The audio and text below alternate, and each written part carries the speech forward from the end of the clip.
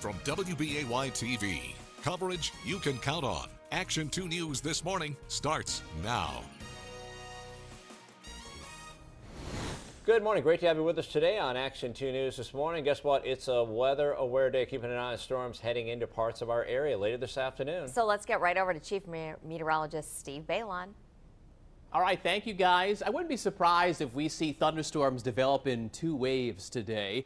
The first round in the afternoon, especially north of Green Bay. And then once the storms are gone, we're going to see some hot weather heading towards the first weekend of August.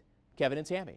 Thanks, Steve. Starting with continuing coverage now of a story we brought to you as it was breaking last night on Action 2 News at 10. A Two Rivers officer recovering this morning after getting stabbed. And the suspect is under arrest and in the hospital. Police are still figuring out everything that happened.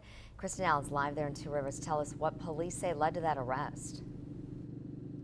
Yeah, this happened here at the end of Davis Street here behind me, just off of Memorial Drive on Two Rivers south side near Lake Michigan. Police say that officers were called here around 3 o'clock yesterday afternoon to investigate what they call suspicious materials in a trailer. Police say they tried talking to the man who owns the property. He was at his house on the neighboring street.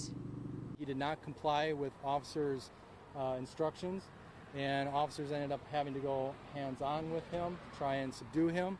During that period of time, that individual was wielding a knife, and during the struggle to apprehend him, he had stabbed the officer. Police say that the officer was stabbed once or twice in the leg and is okay. The suspect was also treated for minor injuries. He fell once during the arrest. Now, police aren't saying exactly what those suspicious materials in the trailer were, but say they did not need to call in a cleanup crew. Action 2 News will continue to follow the story and bring you the latest developments. Reporting live in Two Rivers, Kristen Allen, Action 2 News.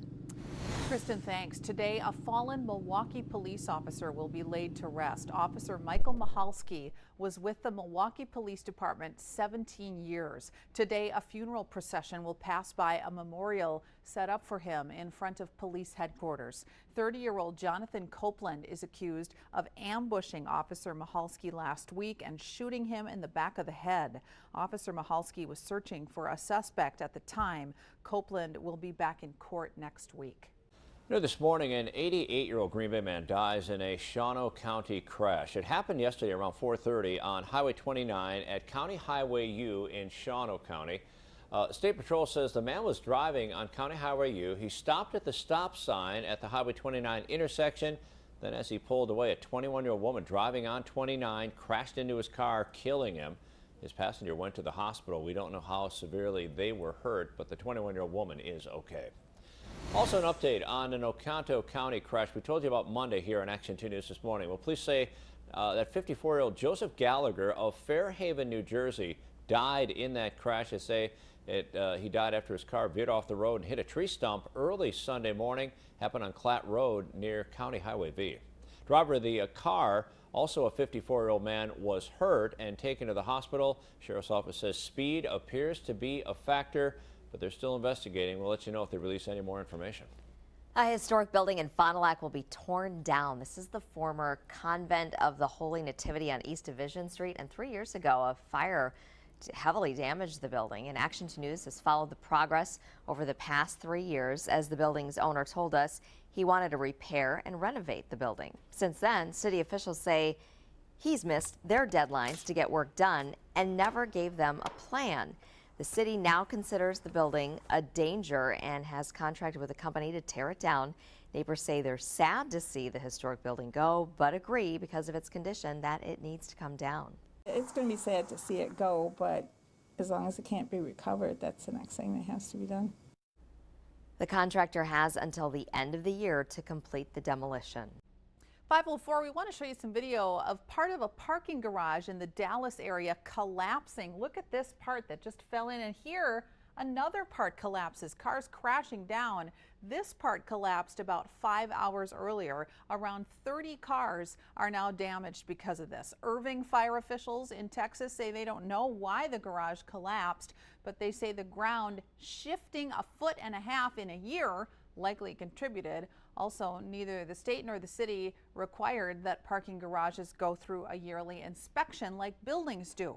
A woman who lost her car in this collapse says she has had concerns driving in this garage, but she didn't think much of it.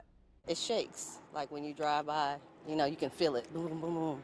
But I thought it was just normal, like an elevator. The building's owner flew in from Mexico to assess the damage, but wouldn't answer any questions. So if you have plants in your yard that may look like this behind us, you might have some unwanted visitors. All you can hope for is a really dry summer so that the ground is too hard for them to lay their eggs. This is what he's talking about, Japanese beetles. We'll tell you what experts say is the best way to get rid of them in your yard.